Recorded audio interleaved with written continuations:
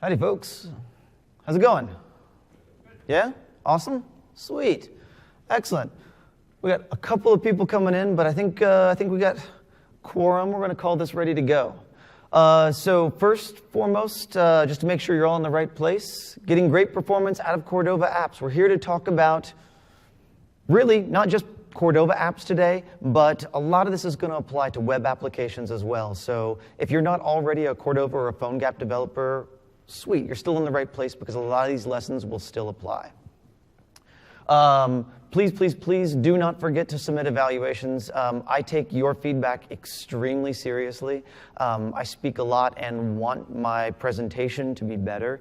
So please, give me your feedback. Let me know how things went. If you're here today, it's because you probably spend enough time working on mobile applications that you care at least enough to spend the next hour learning how to shave milliseconds off of users' experience of your app. So, seriously, give yourself a round of applause. You're, deep enough into it. Yeah, you care about perf. Awesome, good for you. But today we want to change some of the perceptions that may be out there that Cordova apps or web applications just can't cut it when it comes to kind of native-like performance. Because it can do it. It can do it. Why? Because of science, right? So here's the deal. This talk here is really the result of about 3 months of science experiments where we really kind of went out and talked to developers, analyzed some apps, saw some kind of basic problems in essential coding patterns with Cordova applications. Then we went out and we talked to kind of some of the bigger and best framework developers out there, the Ionics of the world, and the Kendos of the world, and the WinJSs of the world, and learned how they did it, and then kind of compared common practices to best practices to see whether or not those differences actually resulted in meaningful perf differences so that we could better understand what exactly it is about Cordova that sometimes, causes it to edge a little bit. One thing I am going to say here, guys, this is a relatively, good, strong group of developers in the room. I want this talk to be a practical talk and a conversation among developers. Let's geek out for the next hour. If you want to interrupt me and ask questions, please do so. I'll repeat it for the room. And let's just, learn how to be smarter, better developers. Cool? Yeah? Awesome. Sweet. All right. Let's just start with a little bit of the basics, just to level set. For those of you that are not already familiar with Cordova, here's the basic idea. It is essentially a web application written in HTML, CSS, and JavaScript, but it lives inside of a web view. And it gets access to native device capabilities through these things called plugins. When I say native device capabilities, what I really mean are things like, the camera, geolocation, accelerometer, device contacts, things like that. The basic model, like I said, is that it lives inside of this web view. Because it lives inside of a web view, it needs to communicate through the native code via an asynchronous call. That asynchronous call basically talks to the native code. The native code returns back a response. In the case of a camera, just to make things simple, it returns back a base64 encoded image or reference to the file URI in the library, and then your web app can go about doing its business. Typically, not always, but typically, all of the HTML, CSS, and JavaScript is packaged with the application so that your web app, your hybrid app, can also operate in offline scenarios as well. So the first part of the talk here today is going to focus really on kind of the Cordova piece of it. The second half of the talk today will apply to Cordova, but it will apply equally well to web applications if that's your primary focus. Yeah? All right. So before we kind of get into what is good performance, let's define what we mean by snappy and fluid and responsive. So typically, there's a lot of different kind of classifications for this, but if you kind of average it all out, people typically think about performance in interaction classes or categories. Over towards the far left-hand side of this chart, you'll see fluid. That's 17 milliseconds. If you do the math, that really calculates to about 60 frames per second. That sound familiar? We're all trying to chase after that golden 60 frames per second. So that fluid class is less about user interaction with your app and more about users' perception of your app. So this is animations and transitions and the like. One to the right, instantaneous. This is really about when you touch the kind of the screen and maybe the button automatically lights up, or you touch and drag and the object sticks to your finger, or you swipe and you get a smooth transition. So that's kind of in that 17 to 100 millisecond category, the golden somewhere probably around 50 to 60 milliseconds. One to the right, you've got fast. This would be for macro-level interactions that change large parts of your UI. So think about this as a navigation event, if you will. And then everything to the right of that, you better throw up a spinner. This is where things are getting really long, and maybe this is because you've got to make a data call over the wire, or you've got to do some heavy data processing in the background. Today, what we really care about is the far left-hand side of this chart. Because frankly, everything beyond 250 milliseconds, there's no question that HTML, CSS, JavaScript, web technologies are able to handle it. It's really kind of in that far left-hand side. So that's where we're going to focus. I already said earlier, methodology. Basically went out and talked to folks like you, compared it against some of the best developers and framework makers out there. And that essentially gave us, by the way, all of the tests that we performed here, in order to compare it against iOS, Android, and Windows, we chose 3 relatively comparable pieces of hardware that aren't the newest, aren't the greatest, but they were pretty gosh darn good when they came out like 2 years ago, 1 to 2 years ago. And so all of the experiments were conducted on these devices. Your mileage may vary depending upon the actual device that you're targeting, but the same basic principles will apply. So through these experiments, we got 6 different kind of classes of issues that kind of are common pitfalls that developers fall into. The first one, the web view tax I'll talk about, that's the one that really primarily has to do with Cordova development. Everything beyond that will apply equally well to both Cordova, PhoneGap development, and web development. Savvy? Yeah? Sweet. All right, web view tax. So I talked earlier about the basic architecture of a Cordova application, that it runs inside of a web view, and that's wrapped inside of a native container, that native container being written in Objective-C for iOS, Java for Android, fortunately native JavaScript for Windows. But because you run inside of a web view, there's going to be some overhead, right? And so that's the tax. This is what you can do nothing about as a Cordova developer. You just got to pay it. Right? So let's understand what that's about. Here's what we did. We said, okay, because a Cordova application is essentially a web view inside of a native application, it makes sense to instantiate that web view might have some memory overhead. Makes sense, right? So maybe the actual memory overhead for being in a Cordova app is a native application plus a browser, and that equals a Cordova app. Seems intuitive, right? So here's what you see here. Each of these orange bars is a native application, a hello world application, if you will. Nothing is running whatsoever. And this is the memory footprint for each of the operating systems: Android, iOS, Windows Desktop, and Windows Phone. Then what we did is we started up a browser. This is like Safari or Chrome in the case of iOS, and Android IE in the case of Windows. And we said, all right, what's the memory footprint of just the browser displaying about blank? Okay, so A plus B equals C. Native plus browser equals Cordova. Not so fast. That's actually not the case. I want you to pay attention here. I'll skip over Android for a second. iOS, Windows, and Windows Phone. Those are kind of the Cordova app is roughly equivalent to the native app, or at least not so far away that it becomes really dangerous.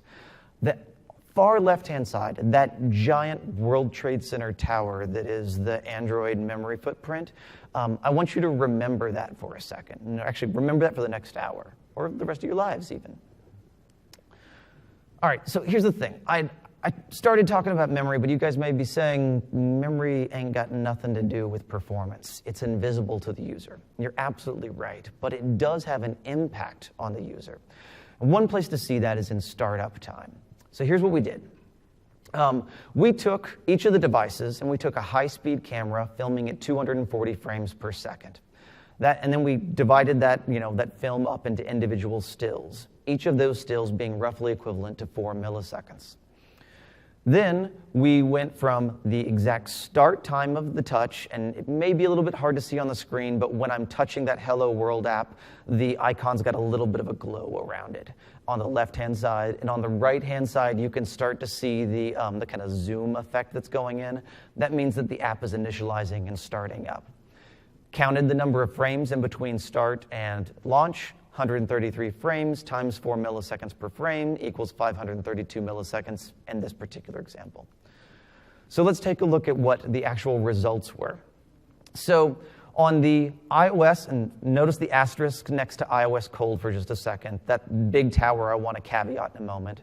But for iOS and Windows Phone and Windows Store, the results were roughly the equivalent of the native app, right? On the Android side, you've got two large towers there. Those green bars are the Cordova apps. So your startup time in Android, where there was a significant memory footprint, was much slower. That's not so good. That's one heck of a tax to have to pay. The large bar that's there for iOS native, I want to caveat that with the asterisk by saying, because we use the default Hello World template for iOS, and that default template has a built-in 500 millisecond delay before launch that most developers would override, that length of time probably isn't accurate. We probably want to go back and retest that, because my guess is that if we retested it, it would be much lower. For each of the platforms as well, you'll see that there's a cold and a warm start. A cold start basically means that we completely shut down the device, then started up the device, and immediately started the application. A warm start means that we started up the device, then started up the application, then shut down the application, and then reopened the application. There are kind of startup time differences clearly between the warm and the cold in some cases. So you got a bit of a tax here to pay, particularly in the Android ecosystem. As a Cordova developer, there's just not much you can do about that. But for iOS and for Windows, good times, right?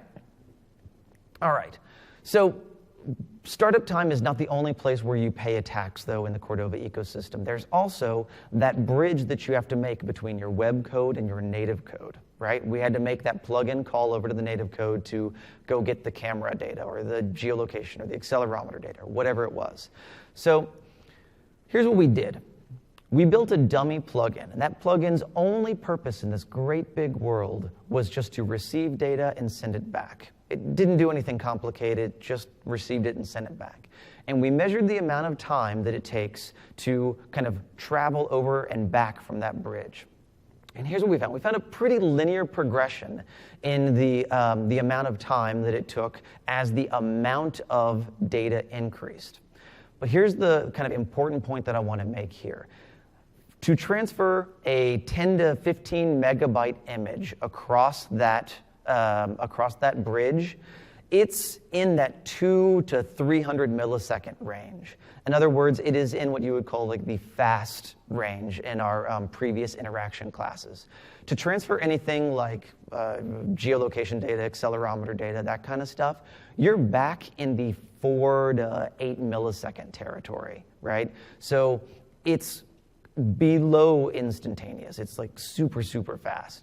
So kind of the takeaway that at least I got from this was that bridging that web view was pretty much free, right? It didn't sort of appreciably impact performance at all. And that's great news. That means that the perf tax that you pay for being a Cordova app is virtually nil, except for in the Android startup case, and that's only for startup.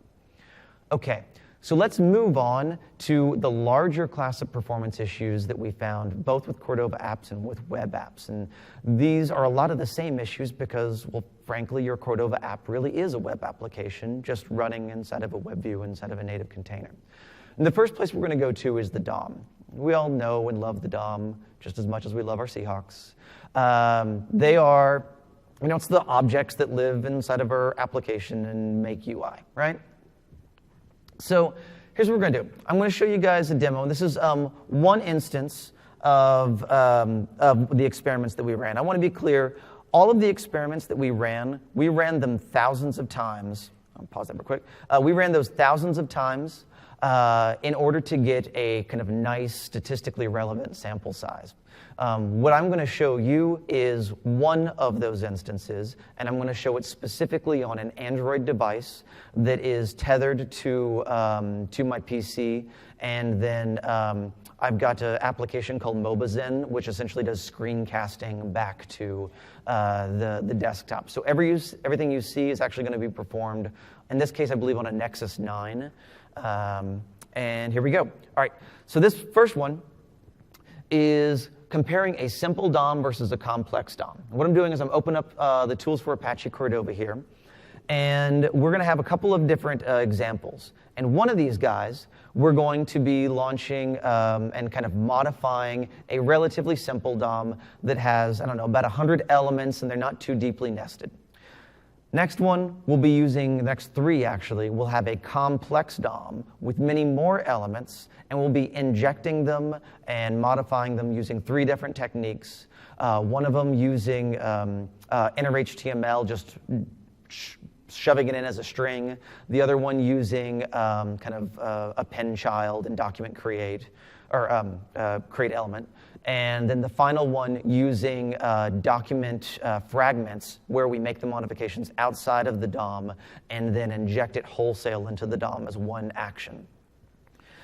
In the console here, I'm outputting the results. And you'll see that for each one of them, I have a median and an average that I'm capturing. When you're doing perf tests, it's generally the median that you want to go after. And right there, I'm going to stop it for just a moment to highlight that. Notice that the median for the simple DOM modification is that amounts to 0.026 milliseconds. I know that's not much. That's not much at all. But keep that in mind, because it's going to, when you compare it to the complicated DOM or the complex DOM using inner HTML, which is at 0.054 or nearly double that value. Those small numbers are going to add up big time later on. So if you take anything away from this particular experiment, it should be that the fewer the number of elements that you have, hey guys, we can watch Russell Simmons. Sweet. Success through stillness. That sounds awesome. Maybe afterwards. If you take anything away from this, really reduce the number of elements that you've got on the page and reduce the complexity of your DOM. Let me give you kind of a code example of what that would look like. That looks pretty normal. That looks pretty friendly. It's just a list item with anchor tags. But when you're making decisions to optimize for performance, the decisions that you make are not going to be the same that you make for code legibility or even kind of readability, any of that. In this case, I've actually reduced the number of elements in my DOM by about 30% or so, just by reappropriating those list items and attaching an event to them, right? So not entirely intuitive from a kind of an initial code legibility perspective, but from a perf perspective, really, really important. Okay, layout thrashing. So this is basic idea here is that we're going to have a loop, and at the point where we set a CSS value, we are also going to read that CSS value directly from the DOM. That is called layout thrashing, because as you go through that loop, every single time you're going to have to make both a query to your layout engine to say, what's my size, and then you're going to reset it. And doing those over and over and over again, it can really kind of tax you. So let's see how that works.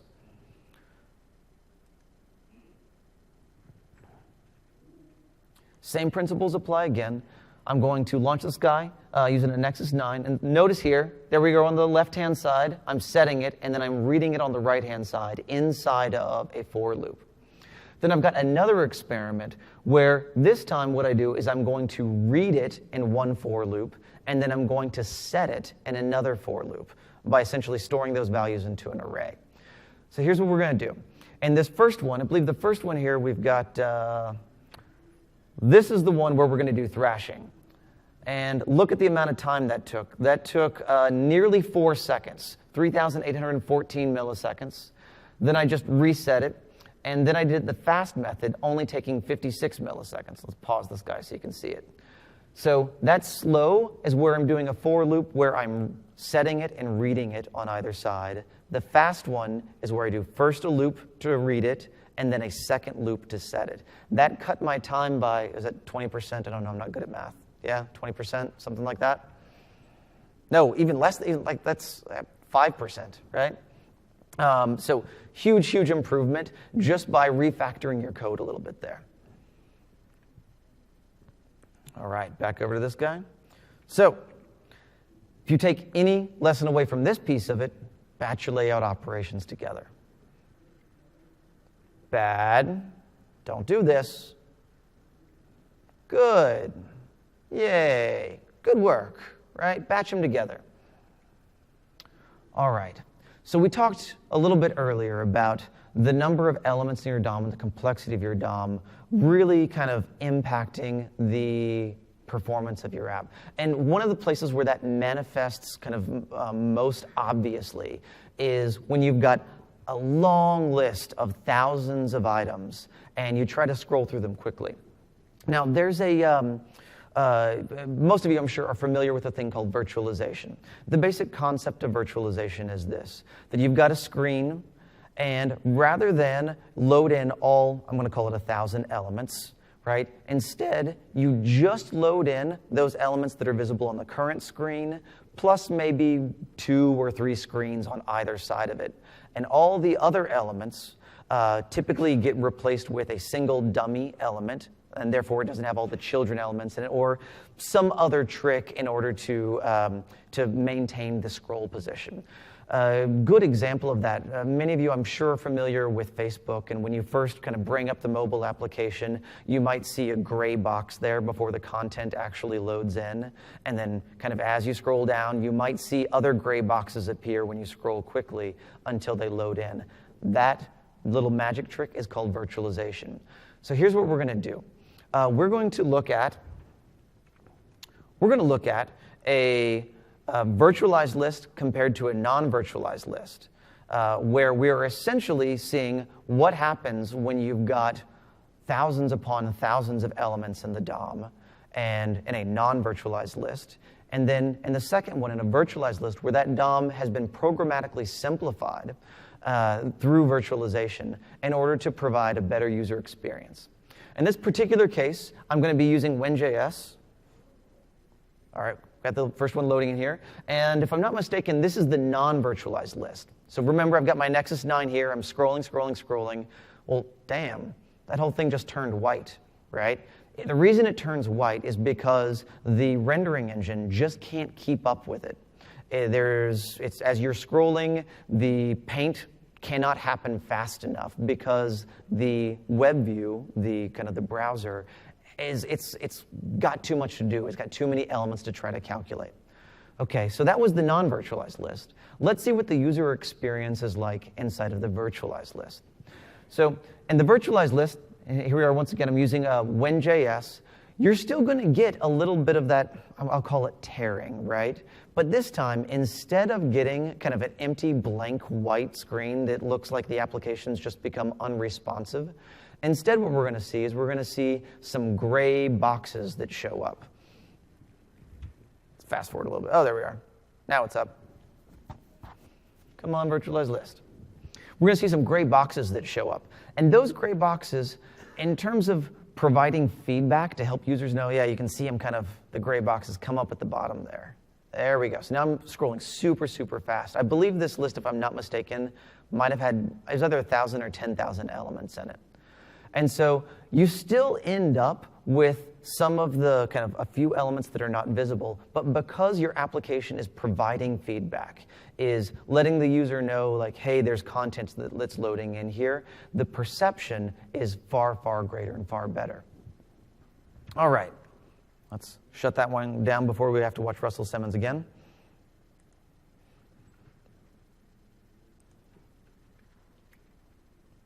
And here, I talked early about the kind of the memory footprint, and remember Android, how that giant kind of bar came up and it had a slower start time. Here you can see kind of memory correlating with the performance of the non-virtualized versus the virtualized list.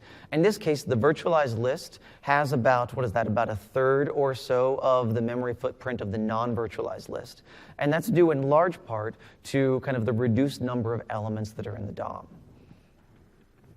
Awesome. Okay, so takeaway here, use virtualization. A lot of kind of popular control frameworks provide this. Ionic, WinJS, Kendo UI, Onsen UI, all those guys provide virtualization, and you should use it.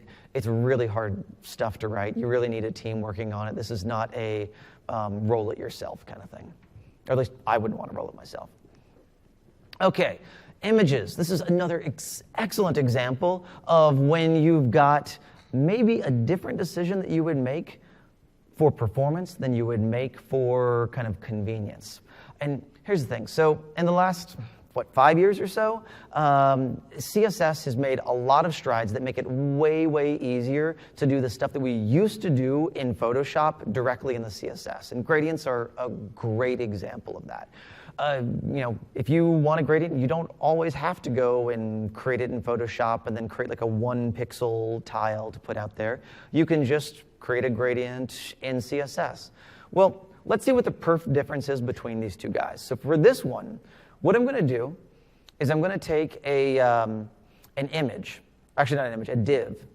And in the first case, I believe the first one uses a CSS gradient, if I'm not mistaken. And you see we've got it here for each of the different major kind of browsers. And the second one, I've got a div where the gradient has been created via a bitmap. And what I'm going to do is I'm going to animate that guy across the screen. For this one, I'm bringing up my good old friend, the Chrome development tools, to do a perf measurement of it, since this is an Android device. And for those of you that maybe have not used the perf profiling tools inside of Chrome, I'll actually pause it here in just a sec.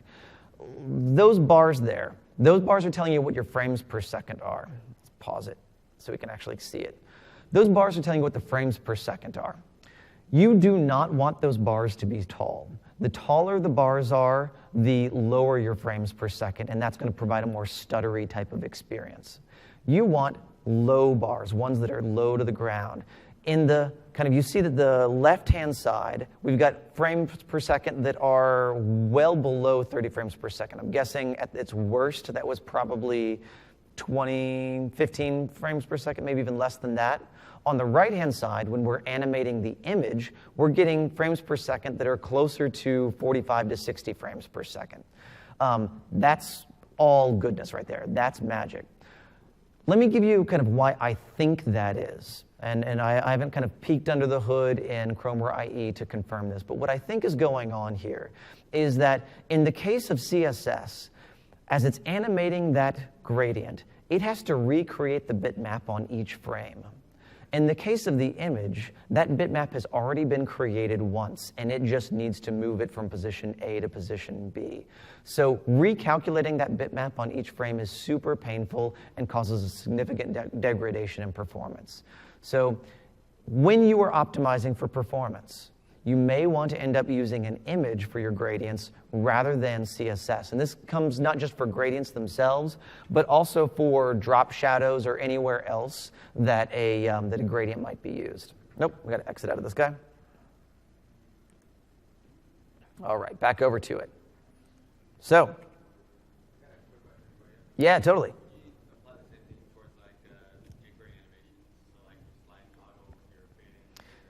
Yeah, so the question was, would I apply the same principle to my jQuery animations? And generally, yes, I would. I've not done a test on this with opacity. So I would want to do a test to see if the opacity, if it plays differently. But certainly, like, this holds universally to be true. Okay? All right, so bad, don't do this. Good. Good developer. All right. Animation. All right. So animation, this is really all about getting that 17 milliseconds, 60 frames per second thing again. I know before we were kind of talking about images and CSS. This is going to apply to elements however you're using those elements. And really our goal here is to move as much of the processing over onto the GPU as possible. Because JavaScript being and rendering being kind of a single-threaded kind of thing, moving it over to the GPU clearly gives you the opportunity to do kind of doing more with multiple threads. So we're going to take a look at using transform versus position. And this one, I'll be honest, I would guess that probably 80% of you in the audience might already know this one, but it's a good reminder and good to get back to fundamentals nevertheless. In this particular one, what I'm doing is I've got two different animations. And the first one, I'm animating using top and left, although the same thing would apply for any property that affects layout, margin, padding, border, anything that is going to cause a reflow in your document model.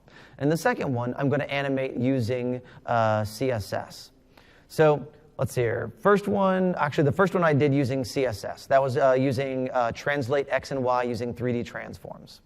Okay, and that one, you saw that I got nice low bars. Now I'm animating using position, and look at that, I've got all these wicked tall bars all along the way. That's because the browser's having to recalculate layout with each one of those. So when you are animating, if it were not already amply obvious to you, please, please, please use transform, use translate, rather than anything that's going to affect layout. It's going to reduce your frames per, or actually increase your frames per second, double, trifold. Yes, sir. That one was 3D transform. Yes, sir.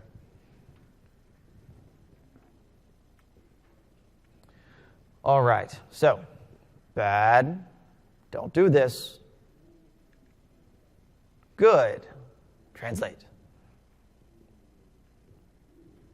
All right. Now, there's another way that you can animate, and a gentleman here up front was just talking about using animation via JavaScript, and we do it all the time. It's a great thing to do.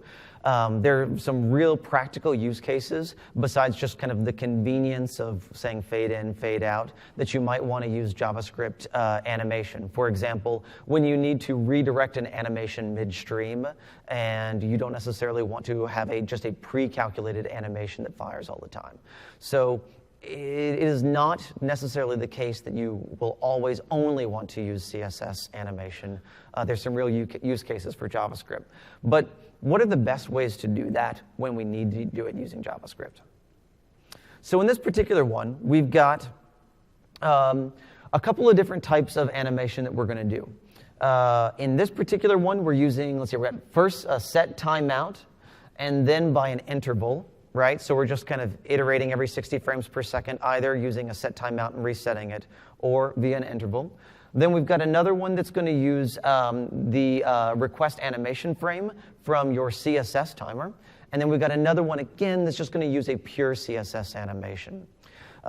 Is everyone familiar with request animation frame? Essentially, for those that don't know, request animation frame is essentially a timer that runs in CSS, and it's kind of the CSS equivalent of an interval that's running, but it doesn't have to be on the JavaScript thread. All right, so that first one, I believe, that one was with set timeout and set interval. And all of these are using the top and left position. So we're doing the bad practice of animating position via X and Y. All of those, as you might guess, are giving us frames per second of 30 frames per second or less, so not very good. The next one that we're going to do here, oh, and I love this one. I believe this is where Chrome actually kind of bugs out and gives me weird results. So now we're animating via CSS animation, and it's kind of hard to see all the, actually you cannot see all of the bars because they're just not rendering correctly. I do it multiple times trying to get Chrome to actually render correctly. But that CSS animation is super fluid, and in this one, we're actually getting frames per second that are around 60 frames per second, maybe even a little bit better. Oh, this one, I finally got it. There we go. We see all those threads at 60 frames per second. The next one here is going to be with request animation frame. Oh, I was a bad boy and did not actually record the request animation frame. I'm sorry about that. I can tell you the results, though, because I did it 1,000 times over. The request animation frame is the exact same frames per second that you get with CSS. So even though it's done programmatically via JavaScript, and you're just setting it, in this case my translate 3D on each frame, because I'm using the CSS interval, the request animation frame, to manage my loop, I get way better performance, right? So if you take anything away from this, take this away. Use either request animation frame or CSS when you can. The benefits there are just magnificent. Okay. Garbage collection. Everybody loves their garbage collector. Takes all the dirty stuff away, right? So garbage collector, we've actually got many, many years of the browsers perfecting their garbage collection. They actually do a pretty gosh darn good job of it. They kind of, when we remove our elements from the DOM, they remove them completely, and we don't accrue any kind of memory debt. But the fact of the matter is that you can code yourself into a corner where the garbage collector doesn't know where to find your trash. What that results in is accrued memory over time, and we've all seen over the course of the last 30 minutes or so what happens when you accrue memory over time. Your performance generally starts to degrade over time as well. And in browsers, this is less of a big deal because, frankly, you're tearing down your browser every time you navigate to a new page. It's doing a complete memory dump. But when you're in a Cordova application where you rarely shut down the application, I don't know about you guys, but I can have applications running for weeks or even months before I actually restart my phone. That kind of accrued memory debt over time can be very, very painful. So let's try this first one. In this particular one, here's what I'm going to do. I'm going to create a bunch of elements. I'm going to attach an event listener to them. And then I'm going to get rid of the elements just by doing inner HTML equals quote, quote. In other words, I'm purging the element. But I still have all of those event listeners and the functions that are associated with them hanging around. So still on my Android device, I'm going to go back over to the Chrome DevTools. And this time I'm going to do a kind of a memory analysis of it. What I'm doing here is I'm just creating and attaching those event listeners and then destroying the elements. What I want you to pay attention to is this ramp right here that's slowly growing. That ramp is performance death, right? That's just your memory growing and growing and growing until eventually your application will slow to a crawl, and it will happen. Your application will eventually just straight up crash the browser. Now, I know that I was adding thousands and thousands of elements very quickly at a time, but as I said before, if you've got an application that's up and running over the course of multiple weeks or months, and you're doing lots of navigation and leaving those event handlers around, that can be very, very bad. So be good. Remove the event listeners. Make sure that you've kind of eliminated all of your debt so that your memory does not grow over time. Bad. Don't do this, right? Don't leave those event listeners hanging around. Good. Go ahead and be responsible. Remove that event listener, remove that element directly from the DOM using the tools that the browser gave you. All right. Now, when it comes to event listeners, it's also important to minimize the total number of event listeners because each one of those functions has a memory footprint in your application. And there's a couple of different ways to do this. So one way, and I do this all the time, I'm sure all of you do as well, I've got a for loop, and I've got an array of elements, and I just loop through that array of elements, and I say add event listener function, and then I write the function in line, and then I loop through the method again, right? And so I end up with a one-to-one pairing between my objects, my elements, and my event listeners and their functions. There's a better way to do this, though. The better way to do this is essentially to use event bubbling. Through the magic of the DOM, you can basically have a single kind of method at the top that's only on a parent element.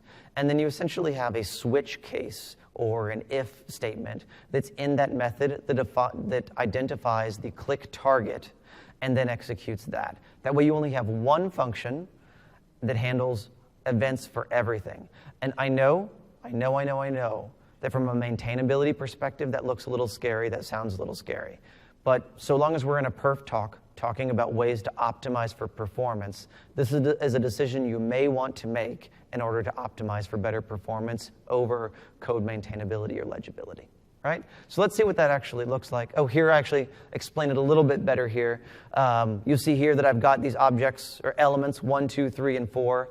I can put an event listener on the dude, and that event listener will basically listen to say, click target is 1, execute function A. Click target is 2, execute function B, or execute code segment B. All right, let's actually see this in action. So in this particular one, I've got a page where we do, let's see here, got this guy launching up,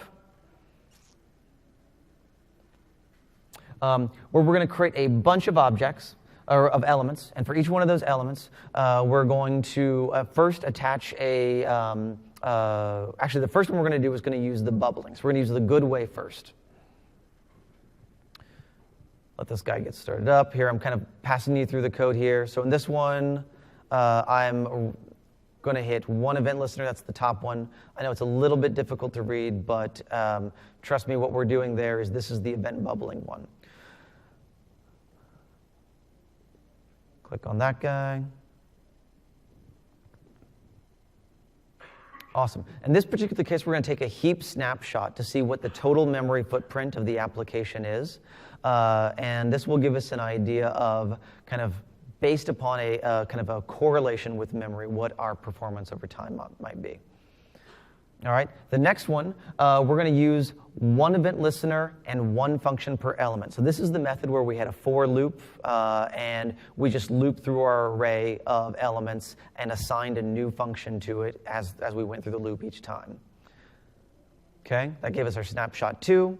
And then finally, this last approach that we're going to do, this is going to have a for loop again, but instead of each time defining our function in line, we're going to reference back to a single function that's been identified separately elsewhere. And what I want you to pay attention to on this, we're going to highlight it in just a second, is look at this number right here. This is it's about 8% of the total memory allocation. That's correlating to 257 kilobytes.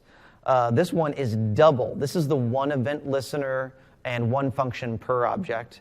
And then this is the event bubbling one again, back down to 257. So by creating a unique function for each event listener and each object, we effectively double the overall memory footprint of the application. And here you'll see I'm kind of opening it up, and you'll actually see the event listener and the prototype function that's associated with each one of those objects. Even though each of those only has 264 kilobytes associated with each one, or maybe it's bytes, 264 bytes with each one, because that adds up over time, it creates a significant footprint on your application. So if you take anything away from this, I would say take advantage of event bubbling. Or failing that, if you're not going to take advantage of event bubbling, at least reference back to a common function and use that common function to kind of sort things out from there. Don't try to stamp out and replicate your method for each object. So, bad. We got that for loop there. We're kind of assigning and creating a new function for each object. Good. Reference back to a sort of a function that's defined elsewhere, or use event bubbling inside of your DOM. All right? Okay. Pay attention to memory leaks. So this is kind of similar to the lesson that we saw earlier with when we kind of wiped out our DOM, but we left all of our event listeners there. But in this case, it's kind of the HTML element corollary to it. There we go. Open this guy up. And in this case, what's actually going to happen is that in the first case, we're going to have objects that map to a private function. And so when we navigate and we kind of get rid of that function, all the objects are going to die with it. In other words, they won't be kind of orphaned in the DOM, right? In the second case, we're going to attach all of those to a global namespace. And because it's in a global namespace, when the private method dies, all of the objects will still be sticking around. And because they're in the global namespace, polluting that namespace, they're just memory dead again. So in this case, I'm navigating back and forth, and like I said, in this one, we're attaching all of the objects to a private method whose lifetime will expire with the navigation event. Here we take the snapshot of it in the Chrome DevTools, and you'll see here, I'm going to kind of look at my HTML div element there, and it's nice and clean. There's nothing superfluous there. All of those elements are actually being used in my DOM actively at that moment. In this next one, I'm going to do the same thing, but like I said, this time all of those elements are attached to a global variable. That global variable, because this is a single-page application, does not expire with the navigation event. So I just did that in this case by removing the var declaration inside of the function, automatically placing it in the global namespace. So here we go again. We're going to do launch the application and do navigation. Theoretically, that should, if it were in a private namespace, it would have gotten rid of all those objects. I'm going to fast forward a little bit because you know what navigation looks like. OK, here we go. I'm just doing a second heap snapshot of it. And in that particular one now, when you look in the DevTools, you see all those elements that are red, kind of got like a pink highlighting to them. That means that those are orphaned elements that exist only in memory, but do not exist in the DOM. You don't want that. Over time, those guys are just going to build up and build up and build up, especially in this case when it was on a simple navigation event, and that's just going to load down your application and cause it to get sluggish over time.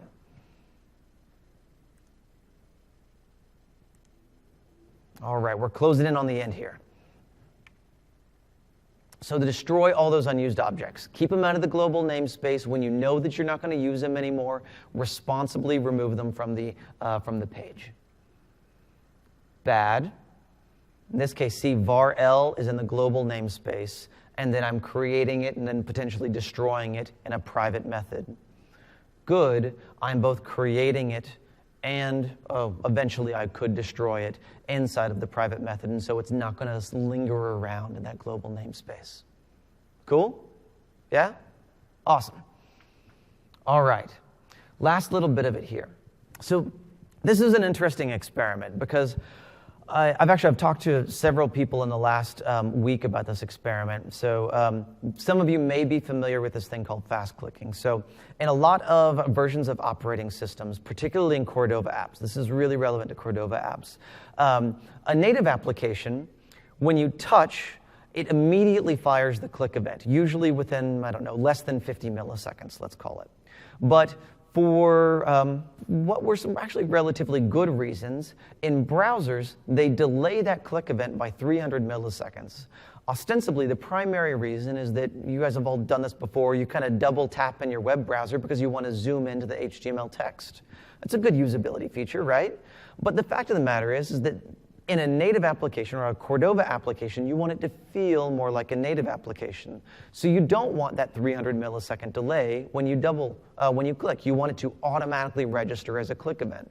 There are a number of frameworks out there that have been designed to kind of solve this problem by essentially mapping the click event to the on-touch event or the on-mouse down event, depending upon whether it was a touch device or a click device. One of the most popular of these is called fastclick.js.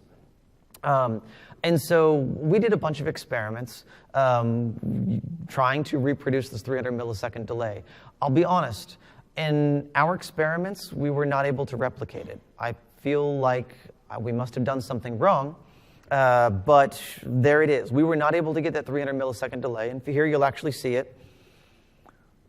I'm going to launch an application on in this particular demo, it's a Nexus 9, but recall that most of our hard experiments were on a Nexus 7 for the Android device, and an iPad Air for iOS, and a Windows 930, I think, for Windows.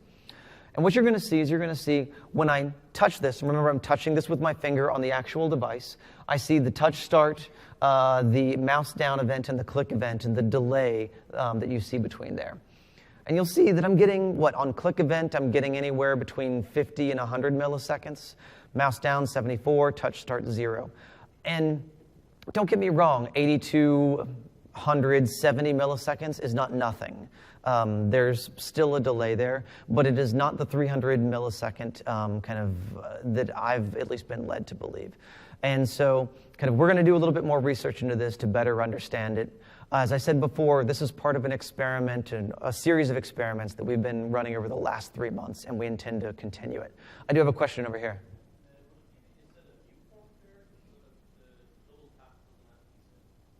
That could be. I don't believe we had the viewport tag on there, though.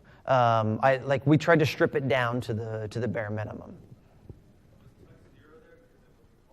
No, because it immediately registers it. So touch was 100% 0. Oh, wow, that dude looks awesome. All right.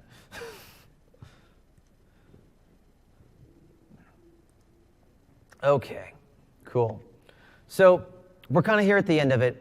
I hope you guys have learned something. I hope that if it was a review, then it was a helpful review. If you leave this room today thinking anything, honestly, anyone can build slow apps. It's totally easy to build a crappy app. You can do it in any language, but you don't have to. Whether it's Objective-C, C#, JavaScript, anything, you can build a nice, snappy, responsive app. And I hope that you'll be able to use some of the lessons today to make your apps better. And if you've got any interesting experiments that you're conducting, please let me know. I'm on Twitter at RyanJSalva, and you can talk with the product team at VS Cordova Tools on Twitter as well. There are slides with practical advice at the end. These will be posted online. I will not rehash the last hour with you now. Does anyone want to ask questions kind of here at the end? Yes, sir.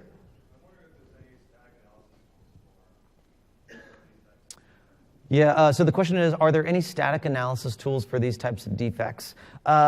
So there are some linting tools that are out there for it.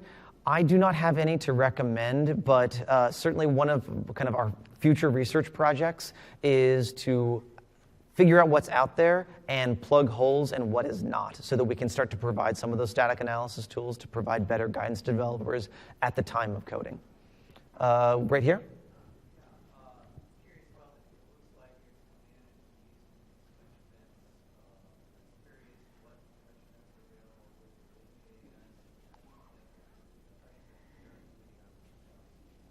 So WinJS already provides for their basic controls, optimization to make sure that you're getting the event immediately.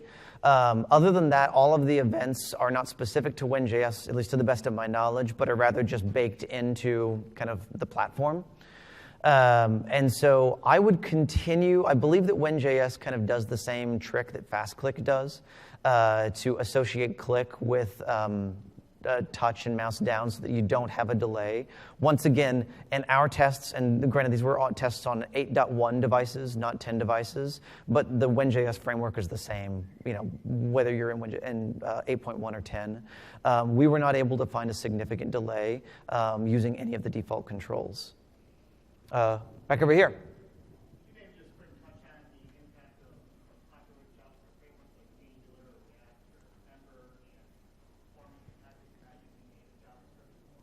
Yeah, so the question was, can I touch upon the impact of any of the more common or popular frameworks on performance? I will say that the Filament group did a fabulous analysis comparing Angular, React. I believe their third one was Backbone. Certainly, I would say that React definitely has, in their study, it won out over Angular, but not necessarily substantially so. With Angular 2.0 and even Angular 1.3 and above, they are really, really optimizing for mobile first rather than desktop. And so they are making huge strides to not just providing little impact to the perf, but also providing easy paths to fall into the pit of success with perf. I can tell you one of the biggest dangers that I see in enterprise environments is that over time we say, oh man, I want to add this other new feature. This framework over here has that feature. And then we, 2 weeks later, want to add another feature. And so we add maybe another little library, another little framework. And so what you end up seeing over the course of 3 to 6 months in an enterprise environment particularly is that you start to layer on jQuery, plus Angular, plus something else, and another plugin here, and another something there. And so layering frameworks on top of each other can be absolute death to the perf of an application. The other thing that I would say is that as you are considering frameworks and in the Cordova plugin world as well, this is it's really anything open source.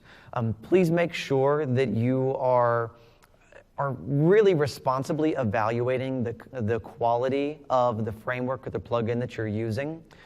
You can use some good proxies for that. You can look at the number of downloads for it. You can look at the number of contributions, the number of people who are contributing, and when the last contribution was. We had a customer who was using our tools recently who added in a plugin. It happened to be the most popular plugin for SQLite and use inside of Cordova for Angular. Had lots and lots of downloads, but the same plugin hadn't been updated in approximately 2 years, despite having a long backlog of pull requests that were submitted to it. In other words, the plugin had deteriorated in quality over time, causing terrible, terrible perf problems. And it was actually a relatively simple fix to kind of bring the plugin up to speed. But if you don't monitor the quality of your frameworks and your plugins, that can really wear on the quality of your overall application. So I would say, to circle back around to your initial question, any of the more popular frameworks out there today, like the big names of the world, the Angular and the React, the Backbone, the WinJS of the world, all of these guys are optimizing heavily for perf, and I would have absolutely no qualms with incorporating into my mobile application. At that point, it just becomes a matter of stylistic preference and a matter of compatibility with your UI control framework of choice. I think I saw another question here. Yeah?